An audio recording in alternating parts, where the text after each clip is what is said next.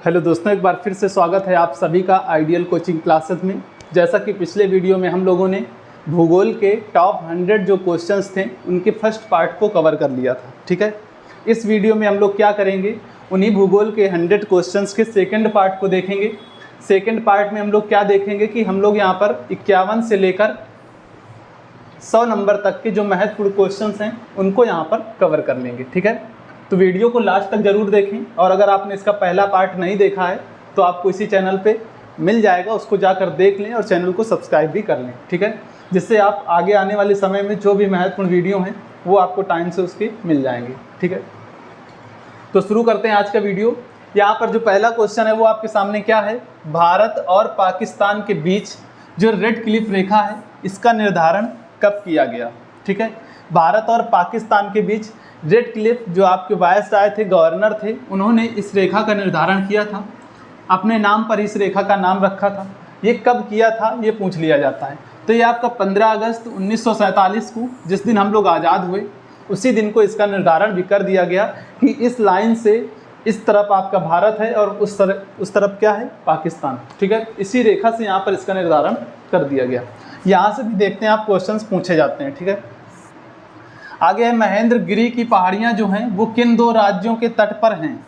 तो जो महेंद्रगिरी की पहाड़ियाँ हैं वो आपकी कहाँ पर मिलती हैं, उड़ीसा और आंध्र प्रदेश पर। किसके पास मिलती हैं, उड़ीसा और आंध्र प्रदेश में मिलती हैं महेंद्रगिरी की पहाड़ियाँ। ठीक है, अब हम लोग आगे बढ़ते हैं नेक्स्ट क्वेश्चन की तरफ। क्या है, पंबन द्वीप कहाँ पर स्थित है। तो पंबन द्वीप आपका कहाँ पर है, तो पंबन द्वीप आपको मिलता है मन्नार की खाड़ी के पास। कहाँ पर मिलता है, मन्नार की खाड़ी के पास। ठीक है, आप देखते हैं कुछ महत्वपूर्ण द्वीप हैं उनसे रिलेटेड क्वेश्चंस, कुछ महाद्वीप हैं उनमें कौन से कंट्रीज़ को शामिल किया गया है वहाँ से क्वेश्चंस पूछे जाते हैं। भारत के कौन से पड़ोसी देश हैं उनसे क्वेश्चंस पूछ लिए जाते हैं।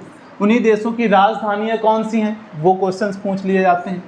और कुछ महत्वपूर्ण मंदिर हैं, महत्वपूर्ण स्थान है, यहाँ से क्वेश्चन अक्सर एग्जाम में पूछे जाते हैं। ठीक है, ऐसे क्वेश्चंस पे आपको नज़र बनाए रखनी है और इसी तरह के क्वेश्चंस को आप जितना ज़्यादा प्रैक्टिस हो उतना प्रैक्टिस करते रहें। ठीक है, अब आगे क्वेश्चन क्या मिलता है कि केंद्र शासित प्रदेशों में सबसे बड़ा पत्तन कौन सा है। पत्तन का मतलब यहाँ पे ऐसे स्थान से है जिसको हम लोग एक समुद्री तटीय स्थान मानते हैं जो व्यापारिक पर्पज से प्रयोग किया जाता है। तो अगर ये देखा जाए कि केंद्र शासित प्रदेशों में कौन सा ऐसा सबसे बड़ा पत्तन वाला है इलाका, तो आपका कौन सा है, पोर्ट ब्लेयर। ठीक है, कैसा है, पोर्ट ब्लेयर आपका सबसे बड़ा पत्तन इलाका है। ठीक है, नेक्स्ट क्वेश्चन है आपके सामने, वो क्या है, कोलाबा पॉइंट कहाँ स्थित है। कोलाबा पॉइंट जो है ये आपका कहाँ पर स्थित है। तो अगर ये भारत के राज्य की बात की जाए तो महाराष्ट्र में स्थित है। कहाँ पर स्थित है, महाराष्ट्र में। और अगर महाराष्ट्र के भी पूछा जाए किस जगह पे है तो प्रायः ये कहाँ पर मिलता है आपको, मुंबई में। ठीक है, महाराष्ट्र के ये मुंबई में आपको कोर्स मिल जाएगा, क्या, कोलाबा पॉइंट आपको वहाँ पर मिलता है। ठीक है, नेक्स्ट है डूरंड रेखा। डूरंड रेखा जो भारत और अफगानिस्तान के बीच में है ये कब निर्धारित की गई। तो भारत और अफगानिस्तान के जो बीच की रेखा है डूरंड, देखिए ये सबसे कम लंबाई की रेखा है, इसकी लंबाई लगभग 105 किलोमीटर है। ठीक है, जो बाकी अंतर्राष्ट्रीय सीमाओं रेखाओं से बहुत ही कम है। और इसकी अगर बात की जाए कि इसकी स्थापना कब हुई, इसका निर्धारण कब किया गया, तो इसका निर्धारण कर दिया गया था 1896 में ही। कब कर दिया गया था, 1896 में डूरंड रेखा का निर्धारण कर दिया गया। ठीक है, नेक्स्ट क्वेश्चन है आपके सामने, सदाबहार क्रांति भारत में कृषि उत्पादन बढ़ाने के लिए प्रयोग में लाई गई। तो सदाबहार क्रांति भारत में कृषि उत्पादन के लिए प्रयोग में लाई गई, इसका उद्देश्य क्या था और इसको कौन लाया। तो MS स्वामीनाथन ने उत्पादन और उत्पादकता में वृद्धि के मार्ग को उजागर करने के लिए क्या किया, सदाबहार क्रांति शब्द का प्रयोग किया। एक तौर पे ये देखा जाए कि जो हमारी हरित क्रांति भी थी वो क्या थी, MS स्वामीनाथन के थ्रू लाई गई, जिसका उद्देश्य क्या था, हमारी खाद्यान्न फसलों का उत्पादन ज़्यादा से ज़्यादा किया जाए। खाद्यान्न फसलों में बात की जाए तो गेहूँ और चावल, उस समय क्या था, गेहूं और चावल की बड़ी समस्या थी, लोगों को पर्याप्त खाने की व्यवस्था नहीं हो पा रही थी। तो ज़्यादा से ज़्यादा उत्पादन करने के लिए क्या किया गया, MS स्वामीनाथन ने हरित क्रांति प्रारंभ की और उसका उत्पादन बढ़ा दिया गया। ठीक है, आगे है नॉर्मन अर्गेस्टा बोरलॉग, जो हरित क्रांति के जनक माने जाते हैं, ये किस वय संबंधित हैं। ठीक है, तो देखिए भारत की बात की जाए तो भारत में MS स्वामीनाथन थे, लेकिन विश्व स्तर पे बात की जाए तो विश्व स्तर पे जो हरित क्रांति लाए वो आपके कौन थे, नॉर्मन अर्गेस्टा बोरलॉग। ठीक है, ये कहाँ के थे, तो ये आपके USA यानी संयुक्त राज्य अमेरिका के थे। कहाँ कर थे, USA यानी संयुक्त राज्य अमेरिका के ये निवासी थे। ठीक है, यहाँ से भी क्वेश्चंस बनाए जाते हैं। आगे देखते हैं जो महत्वपूर्ण क्वेश्चन है आपके सामने वो क्या है, तो भू आकृति विज्ञान, जिसकी इंग्लिश क्या होती है, जियोमॉर्फोलॉजी, इसके जन्मदाता कौन हैं या इसके जन्मदाता के नाम से किसको जाना जाता है, तो जियोमॉर्फोलॉजी के जो जनक हैं, जन्मदाता हैं, इनका नाम क्या है, तो इनका नाम है पेसेल। क्या नाम है, पेसेल। तो भू आकृति विज्ञान यानी जियोमॉर्फोलॉजी के जो जन्मदाता हैं वो कौन है, तो वो हैं पेसेल। ठीक है, आगे है वायु में आपेक्षिक आर्द्रता मापन हेतु कौन सा उपकरण प्रयोग किया जाता है, तो वायु में आपेक्षिक आर्द्रता के मापन हेतु जो उपकरण प्रयोग किया जाता है वो होता है आपका हाइग्रोग्राफ। कौन सा है, हाइग्रोग्राफ।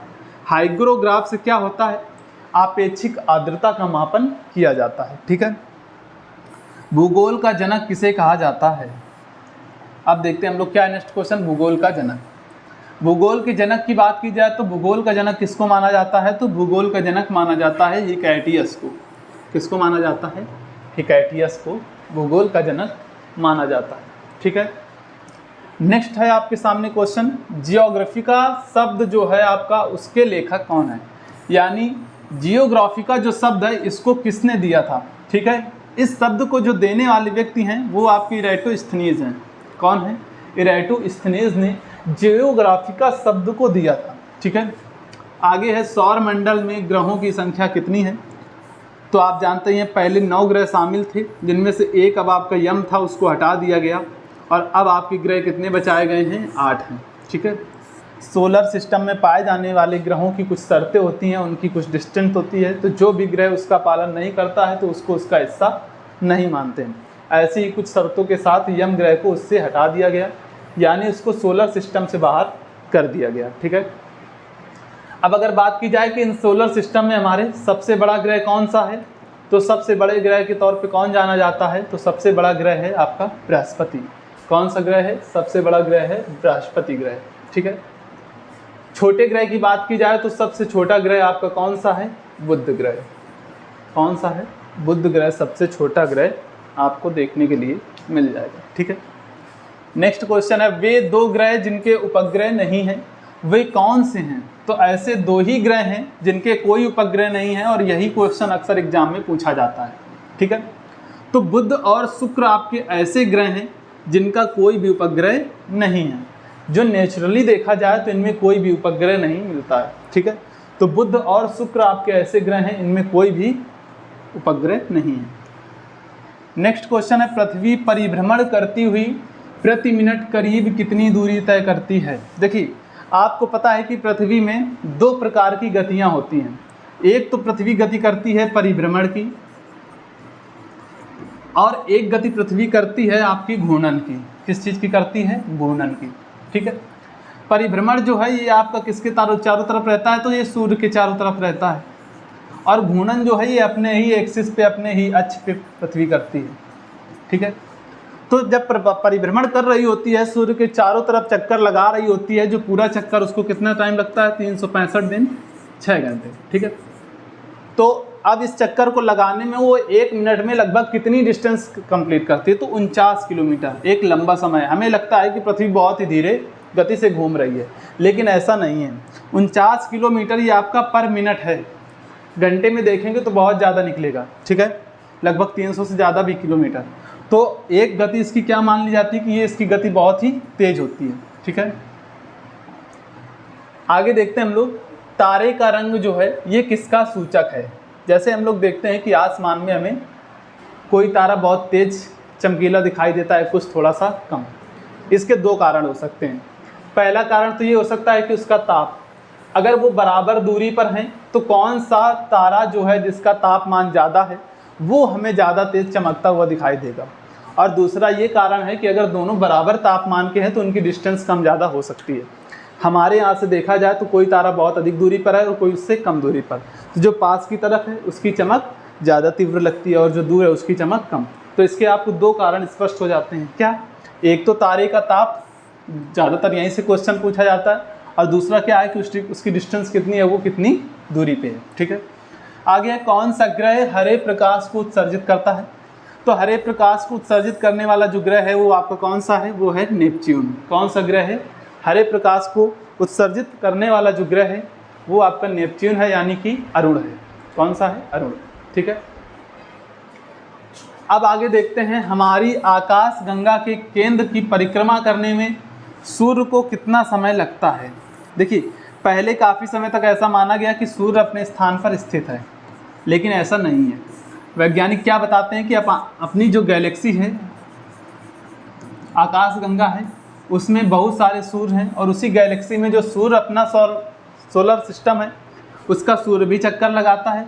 तो सूर्य को कितना टाइम लगता है? तो सूर्य को एक चक्कर लगाने में लगता है 25 करोड़ वर्ष।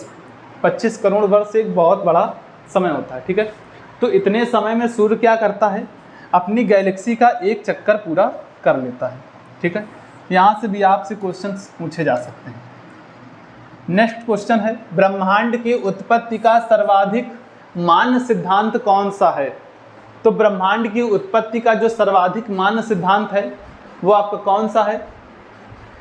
तो इसका जो मान्य सिद्धांत है वो है आपका बिग बैंग सिद्धांत, यानी बिग बैंग थ्योरी जो है ये आपकी क्या है? ब्रह्मांड की उत्पत्ति के सिद्धांत से रिलेटेड है। ठीक है, कि ब्रह्मांड की उत्पत्ति कैसे हुई ये आपको बिग बैंग थ्योरी के थ्रू बताया जाता है, उसके द्वारा इसको बताया जाता है। नेक्स्ट क्वेश्चन क्या है? पृथ्वी की आकाश गंगा यानी कि गैलेक्सी को क्या कहा जाता है? तो हमारी जो आकाश गंगा है इसको और किस नाम से जानते हैं, या इसका प्रॉपर नाम क्या है? तो मंदाकिनी के नाम से जाना जाता है पृथ्वी की आकाश गंगा को, गैलेक्सी को। ठीक है, आगे देखते हैं पृथ्वी के आकाश गंगा के सबसे शीतल और चमकीले तारे को के समूह को क्या कहते हैं? देखें, बाकी तारों की कंपैरिजन में देखा जाए तो जो सबसे कम तापमान वाले तारों का जो ग्रुप है, समूह है, उसको क्या कहते हैं? तो उसको कहते हैं आर्यन नेबुला। क्या कहते हैं? आर्यन नेबुला के नाम से इसको जानते हैं। ठीक है, आपको इसी तरह के क्वेश्चंस की प्रिपरेशन करनी है। ठीक है, क्वेश्चंस आपके क्या हैं? मीडियम टाइप में जो भी हैं वो एग्जाम में पूछे जाए तो आप उसको कर पाएँ। ठीक है, किस गैस की उपस्थिति के कारण वरुण ग्रह हरे रंग का दिखाई देता है? तो वरुण ग्रह की बात की जाए तो ये मीथेन की उपस्थिति के कारण क्या है? हरे रंग का दिखाई देता है। मतलब हरे रंग के ग्रह के नाम से कौन सा जाना जाता है? तो कौन सा जाना जाता है? वरुण ग्रह आपका हरे रंग से जाना जाता है। आप हरा रंग देख ही रहे हैं। ठीक है, तो हरे रंग की उपस्थिति के नाम से कौन सा ग्रह? वरुण हो गया। ठीक है, नेक्स्ट क्वेश्चन है, पृथ्वी के कुल द्रव्यमान का लगभग कितना प्रतिशत मेंटल में पाया जाता है? ठीक है, तो पृथ्वी के द्रव्यमान का लगभग 68% उसका मेंटल वाला हिस्सा होता है। ठीक है, सबसे ऊपरी स्टा क्रस्ट हो गया, फिर मेंटल। ठीक है, तो 68% इसका हिस्सा। ठीक है, आगे पृथ्वी की 3 संकेंद्री परतों में ऊपर से दूसरी परत का नाम क्या है? देखिए, पृथ्वी को जब 3 परतों में बांट दिया जाता है तो 3 परत उसकी क्या है? सियाल, सीमा और निफे। ठीक है, ये इसकी 3 परतें हैं। तो पूछ रहा है ऊपर से दूसरी परत के नाम से कौन जानते हैं? तो ऊपर से दूसरी परत आपके बीच वाली सीमा या सीमे भी मिलती है। ठीक है, सीमे, ये इसकी दूसरी परत हो गई। ओके, नेक्स्ट है, पृथ्वी के उत्तरी ध्रुव एवं दक्षिणी ध्रुव को मिलाने वाली रेखा को क्या कहते हैं?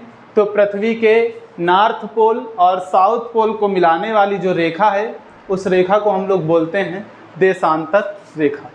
इस तरह से जैसे अर्थ है, इसका ये क्या हुआ? नॉर्थ पोल हुआ, ये क्या हुआ? साउथ पोल हुआ।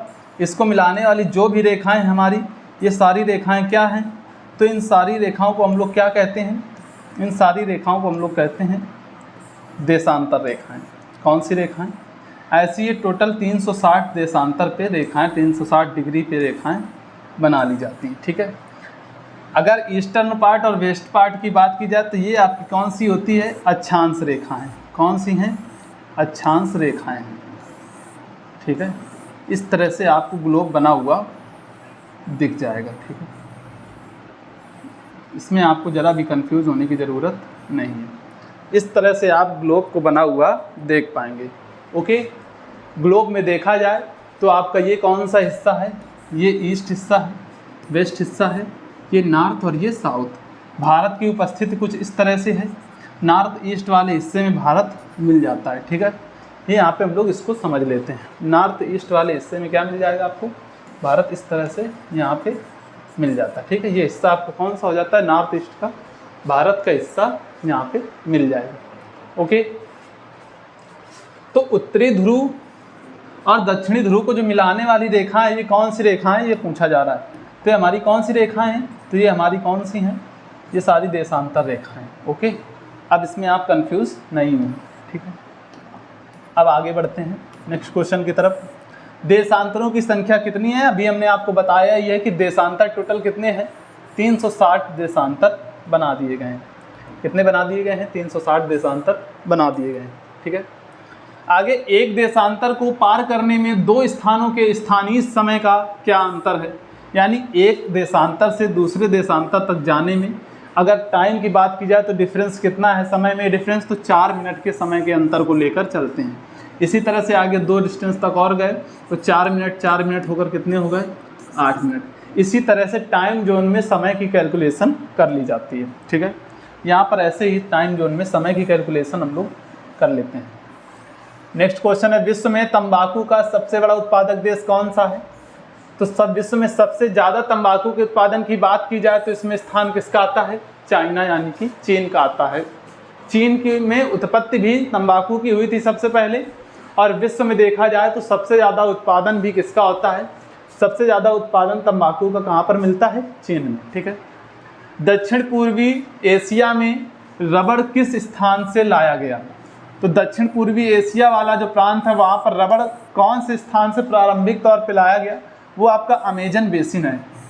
अमेजन नदी के आसपास वाले इलाके में रबड़ का उत्पादन ज़्यादा किया गया और वहाँ से कहाँ पर ले गए इसको, दक्षिण पूर्वी एशिया वाले हिस्से में ले गए। कहाँ पर ले गए, दक्षिण पूर्वी एशिया वाले हिस्से में इसको ले गए। ओके,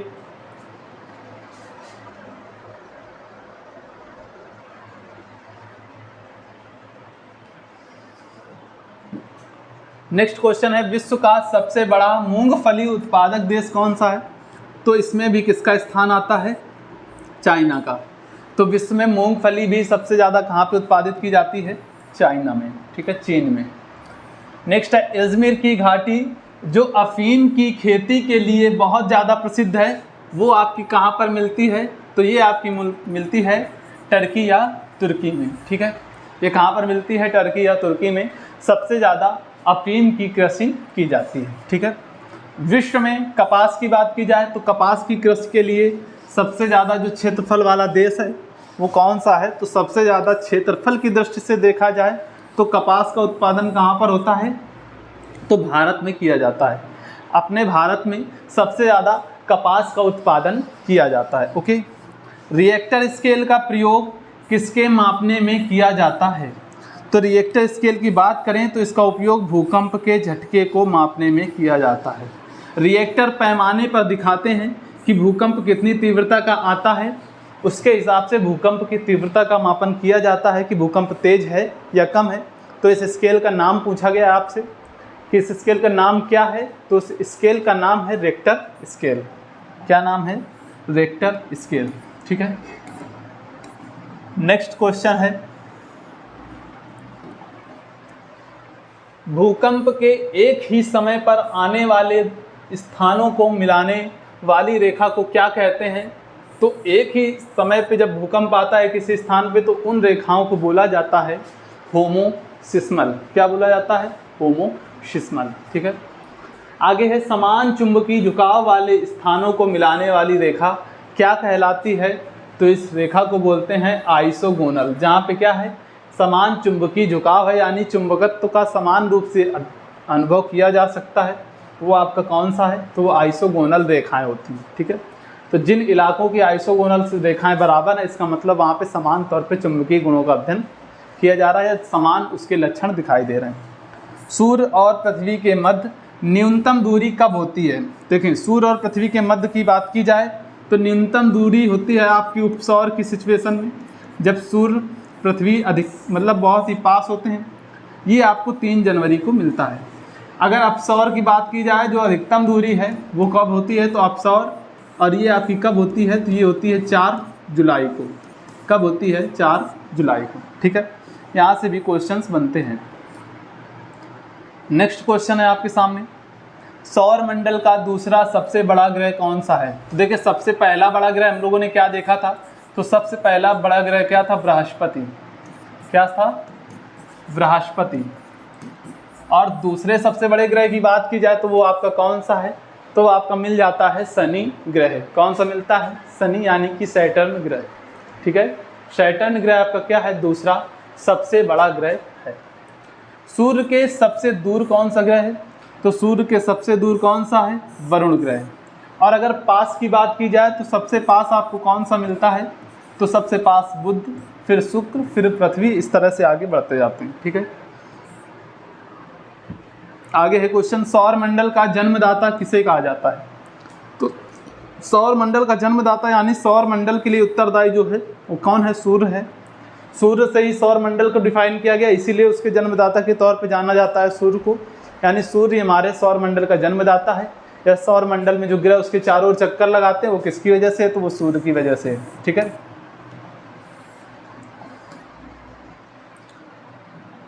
नेक्स्ट क्वेश्चन है, पृथ्वी की जुड़वां बहन कहे जाने वाले ग्रह को किस नाम से जानते हैं?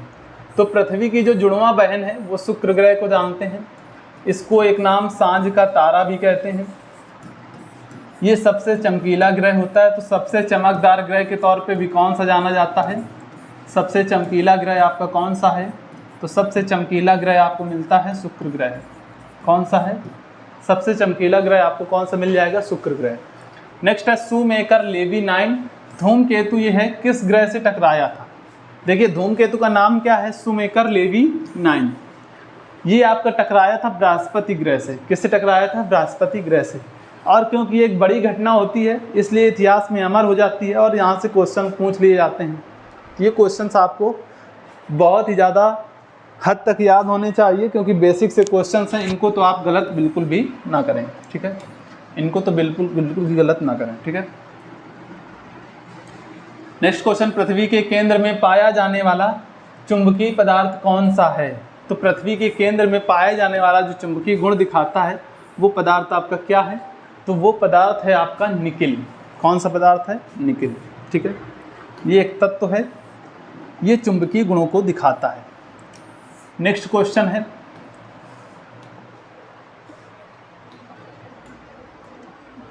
रेडियो संचार में प्रेषण एंटीना द्वारा उत्सर्जित संकेत प्रतिबिंब कहाँ होते हैं? तो रेडियो संचार में प्रेषण एंटीना द्वारा उत्सर्जित जो संकेत प्रतिबिंब होते हैं ये आपकी क्षोभ मंडल में पाए जाते हैं। ठीक है, क्षोभ मंडल, समताप मंडल, आयन मंडल, इस तरह से आगे बढ़ते चले जाते हैं। तो जो पहला ही मंडल है आपका वो क्या है? क्षोभ मंडल। यहीं पर हमें रेडियो तरंगों का जो प्रेशर एरिया होता है, एंटीना होता है, वो वहाँ तक अपना वर्किंग करते रहते हैं। ठीक है, आगे 1 डिग्री देशांतर की सर्वाधिक दूरी कहाँ पर होगी? तो 1 डिग्री देशांतर की जो सर्वाधिक दूरी है वो आपकी कर्क रेखा यानी कैंसर लाइन पे मिलती है। कौन सी लाइन? कैंसर लाइन यानी कर्क रेखा पे 1 डिग्री देशांतर की सबसे ज़्यादा दूरी हमें देखने के लिए मिलती है। यहाँ से भी आप क्वेश्चंस देखते हैं। उत्तरी प्रशांत महासागर में अंतर्राष्ट्रीय तिथि रेखा के विचलन का क्या कारण है? तो एल्यूसियन द्वीप समूह जो है आपका, उसकी वजह से ही क्या है, उत्तरी प्रशांत महासागर में तिथि रेखा को थोड़ा सा डाइवर्ट किया गया है। ठीक है, हमने आपको भी बताया है कि देशांतर में हम जिस 1 डिग्री पहुंचते हैं तो 4 मिनट का समय का अंतर जो है वो देखने के लिए मिलता है। ठीक है, कितना? 4 मिनट। नेक्स्ट क्वेश्चन है, तकलामाकन मरुद्वीप मरुभूमि किस देश में स्थित है? तो तकलामाकन मरुभूमि किस देश में स्थित है? तो ये आपकी कहाँ पर है? चाइना में स्थित है। कहाँ पर है? चाइना में। मरुभूमि का मतलब आपका क्या है? मरुस्थलीय भूमि से है। मरुस्थलीय भूमि, मरुस्थलीय भूमि, ठीक है। ये यहाँ पे क्वेश्चन। नेक्स्ट है, ऑस्ट्रेलिया महाद्वीप का सर्वोच्च पर्वत शिखर कौन सा है? तो ऑस्ट्रेलिया का सबसे ऊंचा जो पर्वत शिखर है, पर्वत की चोटी कौन सी है? तो उसका नाम है माउंट कोशिस्को। क्या नाम है? माउंट कोशिस्को, ठीक है। ये आपकी ऑस्ट्रेलिया की सबसे ऊंची पर्वत चोटी है। नेक्स्ट, किस महाद्वीप को पठारी महाद्वीप भी कहते हैं, जहाँ पर ज़्यादा पठार पाए जाते हैं? तो वो आपका महाद्वीप कौन सा है? अफ्रीका महाद्वीप है। इसको हम लोग पठारी महाद्वीप के तौर पे जानते हैं, क्योंकि यहाँ पे काफ़ी ज़्यादा पठार पाए जाते हैं, ठीक है। तो जैसा कि इस वीडियो में हम लोगों ने 51 से लेके 100 तक के भूगोल के जो महत्वपूर्ण प्रश्नों को कवर किया है, अगर आपने इसके पहले का वीडियो नहीं देखा है तो आप YouTube चैनल पर जाकर उस वीडियो को देख सकते हैं। उसमें 1 से 50 तक के क्वेश्चंस को रखा गया है, ठीक है। तो अगर आपको ये वीडियो पसंद आया है तो लाइक कीजिए, कमेंट कीजिए, और अगर चैनल पर नए हैं तो इसे शेयर, सब्सक्राइब करना बिल्कुल भी भूलना आपको नहीं है। धन्यवाद।